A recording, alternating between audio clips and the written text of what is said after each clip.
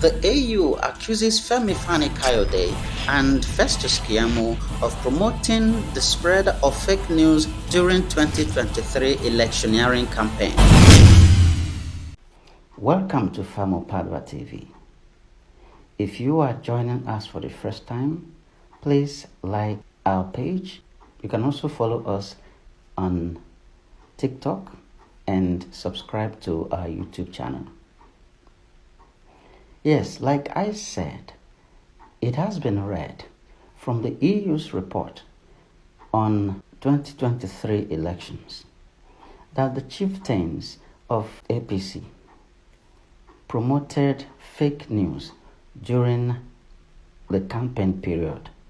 After some social media users pulled up page 92 of the EU mission report, highlighting misinformation during the general election, and Keyamo's tweet in which he alleged, by posting a link of a report claiming that the presidential candidate of the Labour Party, Peter Obi, had paid 2 billion naira to Christian bodies as bribe. Rufai, I don't know if you saw this comment on social media. I saw it. With Festus Keyamo, and obviously the federal government, debunking that report as so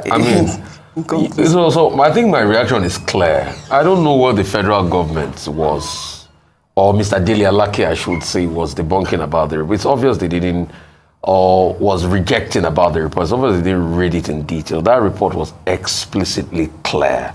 And again, kudos to the EU for a good job. Empirical facts and analysis.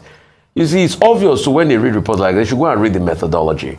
You know, part of the argument they made that Dr. Abati enunciated yesterday was the fact that they said 11 analysts analyzed, the reports and all of that.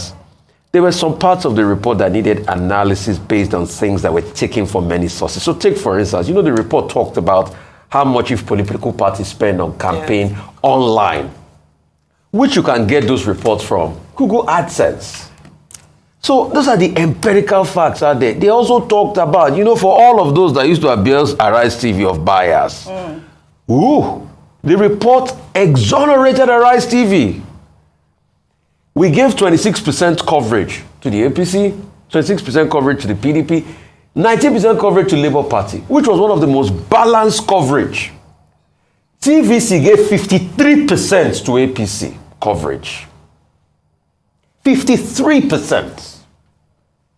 So you see, facts don't lie, because there were a lot of shenanigans. And I'm saying this, that's why I had to ask our guest yesterday to provide empirical fact that Arise was biased. But thank God the report explicitly stated all of this. And only to crown it all, Mr. Festus Keyamo, a former minister, then a serving minister of the Federal Republic, and another former minister, Mr. FFK, were found to be the bastions of misinformation online. Yes. How low can our ministerial positions go in this country? Because of politics? So the report was empirically clear. And all the submissions it made were things based on interpretation that were out there. Talked about the violence that was reported. Talked about coverage. Talked about participation of women in politics. Talked about the dwindling numbers. Talked about the methodology at which he did it. Empirical analysis. But why is it that people that can't even take the pain to write their own reports are the ones that are quick to condemn reports? And there were recommendations there that if we want to go forward, follow what was simply written in the Ways reports. Yes, we have the recommendations. Well, all right. Guard citizens even more and do the same. Help ensure that polling areas are clean. Was there no violence? Talked about, we saw the violence that happened in Lagos and other parts of the country. Did not exonerate any party, gave blame to every party necessary. The report was even so detailed to the extent that the hashtags members of various political parties used, things like hashtag Tifnubu, they talked about it, hashtag Obidiot, they talked about it, and how all political parties spread hate messaging. So it was not skewed to any political party. Yeah, absolutely. It was all political, both APC, Labour, and PDP, we all spread hate messaging. Yes, it was well, and he cautioned them. Yes. And how WhatsApp, and we should be careful about WhatsApp. WhatsApp can be a dangerous tool if care is not taken.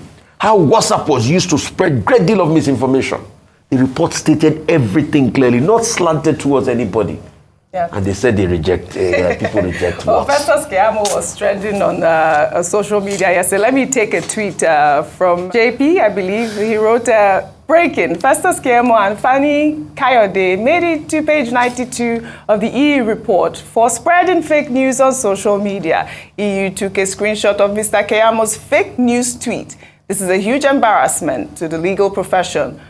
ASAN, spreading fake news on social media. Now I know why he has been wailing since the report came out.